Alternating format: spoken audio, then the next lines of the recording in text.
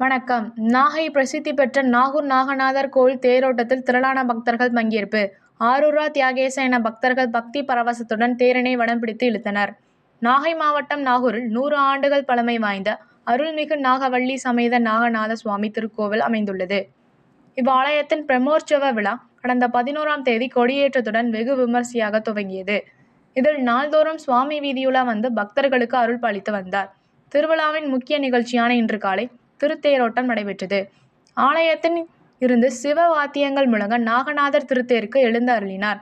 அதனைத் தொடர்ந்து நாகூர் தேரடி வீதியில் தொடங்கிய திருத்தேரினை பக்தர்கள் வடம் பிடித்து தொடங்கி வைத்தனர். அதனைத் தொடர்ந்து பக்தர்கள் திருத்தேரில் அமர்ந்திருந்த நாகநாத சுவாமிகளுக்கு பூஜை செய்து ஆரூரா தியாகேசா என பக்தி பரவசத்துடன் தேரினை இழுத்து வர தேரானது முக்கிய வீதிகள் வழியாக சென்றது. திருத்தேரோட்ட நிகழ்ச்சியில் திரளான பக்தர்கள் கலந்து கொண்டு சுவாமி தரிசனம் செய்தனர்.